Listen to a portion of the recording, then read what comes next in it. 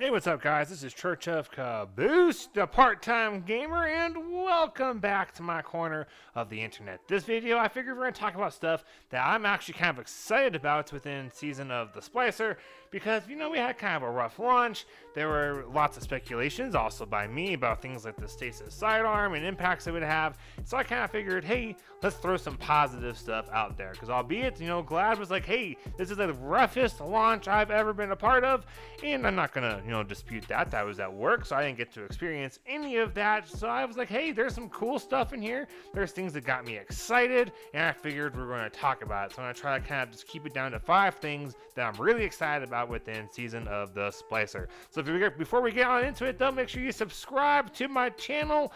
I do things like YouTube streaming, and I try to do content guides and reviews, things like that. So if you make sure you guys subscribe for more content like this and more, as well as like the video and comment down below. Alright, let's get on into this. Top 5 things I'm excited about for our season of the Splicer. Alright, so number 5 on my list, because I'm going to go backwards, least to greatest.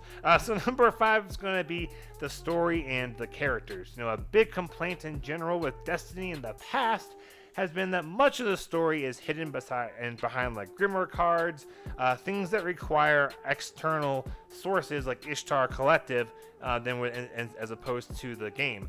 Then we got Season of the Chosen, where a lot of that stuff was put into the storyline, the campaign, the dialogues, all of that stuff, and people really enjoyed it. It was more interesting to me. The story was more compelling. Typically, I don't care a ton about the story. I just like shooting up all them aliens. That's kind of just, my own personal preference. But having the story more involved in Season of the Chosen with the actual game, I got me more interested in the story. So I'm really curious and kind of excited about that same potential with the Season of the Splicer. It seems like it's going that way. We have more dialogue between like Mithrax and like Osiris. There's more stuff going on with like Saint 14 when you do the override missions. There's like that future war cult individual exo person thing that was, that I'm kind of like, yeah, we get some story with a former faction rally leader. I'm kind of curious to see if that's an indication of faction rallies maybe coming back in some form. I don't know. We will see. And I'm just kind of looking forward to seeing how the story actually plays out, because we're more involved with it, because it's more involved in the game. The fourth thing, number 4 on my list, is going to be the actual override 6-man activity itself. It's a new 6-person activity. It's got matchmaking. I'm curious to see if at some point we get like a heroic version where you have to have your own fire team, kind of like Menagerie, and you get modifiers and stuff like that. There's some secret triumphs under the title, so I'm real curious to see if that's a thing. I'm also assuming we're going to have a new override location each week. I also like how override so far has different iterations. Sometimes on the Europa one it's Cabal, sometimes it's Vex. The little like puzzle things you run through after you've unlocked and like completed unlocking like the portal into like the Vex simulation or whatever. There's like different like little race things, which it kind of reminds you of Fallout or Fall Guys, that little like race game on Steam. Because there's like firewalls and like spinning lasers to avoid, and like lots of jumping and like sliding down ramps and stuff. I just think it's kind of cool. So like Override has a lot of fun for me. I really like how most of the weapons and armor are not on the season pass. You have to do Override for a random chance of those things to drop, which for a looter shooter is a much better alternative than having everything tied to the season pass. It gives you more incentive to do that seasonal activity, and so far I'm enjoying this way more than Battlegrounds. That could change in the future.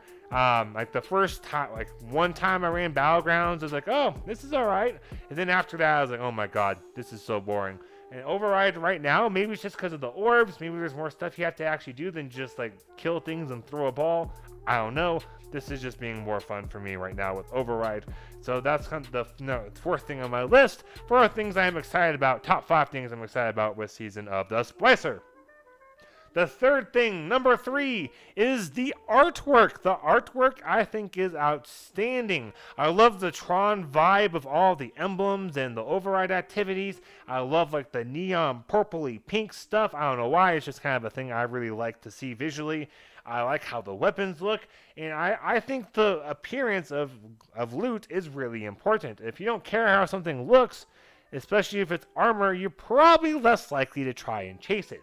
But if something looks really cool, as on top of maybe being a good weapon or having a good loot or perk pool, it's even more enticing to go down and chase down. Like, part of why I stuck out so much for doing that seasonal challenge where you get the farewell sidearm from this season was because I was like, hey, these weapons have been looking pretty cool. I definitely want to have a sweet looking sidearm in my arsenal, and that I think is really telling. Normally, I don't particularly care for the look of weapons, and so I'm less intrigued or less caring about chasing. That's part of why I personally like the Igneous Hammer. I think it looks really cool. So that's a really important thing to me, is the art. If you don't like how the thing looks that you're playing, you're probably less likely to want to go back there. We all talk about with like raids, how it appears and feels when you first load in. Artwork is a part of that. So that's why it's number 3 up there on my list, because it's a really cool deal that can make or maybe potentially break a game. And for me, it's definitely making this season of the Splicer more entertaining.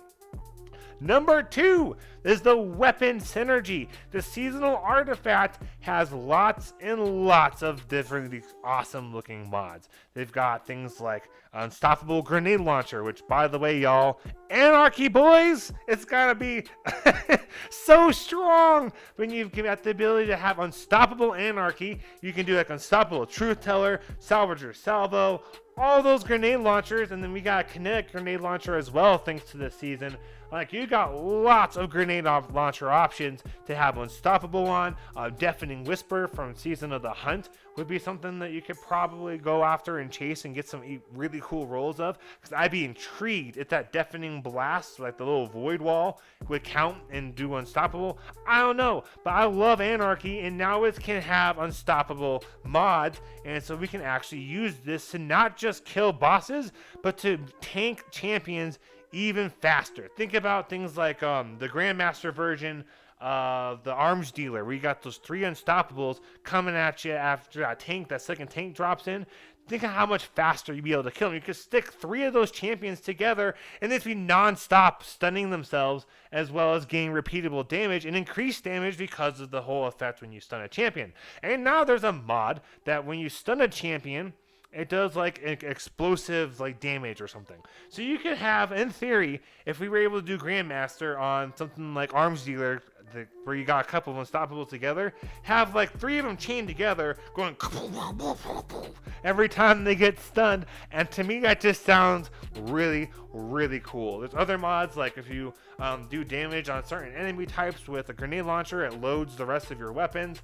There's rocket launcher mods where you can get charged with light for like 1 energy and then like increased rocket launcher damage. So I'm thinking Atheon here is going to be really, really fun, because we're going to have the ability to have some insane rocket launcher damage, grenade launcher stuff with Atheon throughout the whole vault of glass. And I think it's just going to be really cool. We're going to have lots of options. I'm curious what Wither Horde maybe would do, because you could potentially have like an unstoppable Wither Horde, which is like similar to Anarchy, right? So you could do like Wither Horde in your kinetic slot. You could do like a Code Duelo in your heavy slot. So you could have like some insane grenade launcher and rocket launcher build stuff. You can synergize things with the Warmind cells, because we got more options now. That one of the seasonal artifact mods has void splash damage, has the chance to generate Warmind cells. So weapons, I would assume that like Truth would do it. I would think Deathbringer would do it. Telesto would probably do it. Truth Teller, because it's a void grenade launcher, would probably do it. Borrowed Dollar, if you've got explosive payload, I would think could generate Warmind cells. So we'll have to figure out as a community what actually counts as void splash damage. But like, we got a lot of options. Oh, that Deafening Whisper too would probably count with that little shockwave thing that goes out. So we got lots of these really cool options. I'm trying to synergize stuff together between grenade launcher mods, rocket launcher mods, Warmind cells, and Charge with Light. Like, I imagine my day 1 raid, like I might do a video about what I plan on putting on. We'll have stuff like Global Reach, Fire Team Medic, Protective Light, probably do a rocket launcher mod, and definitely those grenade launcher mods. And I think that's going to be really, really good to have on, to the point where I would potentially consider not having an exotic armor piece on my Titans, so that way I could have more charge with light mods. But now that I say that out loud, you can put those on exotics, so never mind. So I'm just really looking forward to seeing how all these things can be synergized. The community tends to come out with really cool builds, and my head is just swimming with ideas, and I can't wait to come up with some like builds and like ideas for you guys to try out on your different weapons. And I'll try to not have them be all tied to exotics either, like Anarchy, because that takes a lot of farming in RNG if you don't have Anarchy in order to actually get the weapon. So this kind of keep your eyes out for that.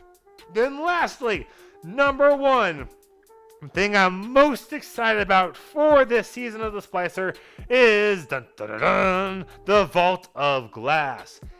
I did it in Destiny 1 only like 11 times. I wasn't that much into raiding or Destiny at that point. So I'm pretty excited to have the chance to hunt down all of those things that I probably should have in D1 and have them in D2. I'm also curious to see like different loots, because in D1, if I remember right, we didn't have SMGs. I don't think we had linear fusion rifles other than the sleeper, and I think it was labeled as a fusion rifle at that point. So like we could potentially have a slightly different loot pool within the Vault of Glass, and of course the old favorites like Vex Mythical class. We're all hoping that's going to be a raid exotic. We've got Fatebringer. We're all hoping that's going to be there. Vision of Confluence, which is a scout rifle. Fatebringer was a hand cannon, by the way. Vision of Confluence. We're all hoping that's going to be there. I'm pretty sure most of us are hoping that we're going to have those like raid specific mod things like we did in D1, where those like weapons like the Vision of Confluence, for example, did more damage to oracles. I think we're all kind of hoping that we're getting a lot of the same kinds of stuff that we had in D1, and that's just really exciting. Also, I love trying to do day one raid races. It's kind of a love-hate relationship. Like I demand a lot from my teammates. I'm like, hey, y'all gotta be used to doing like grandmasters or being way underpowered. Y'all gotta have like at least like 9 out of like 90% of the exotics, so that way we've got plenty of options so you can switch stuff around.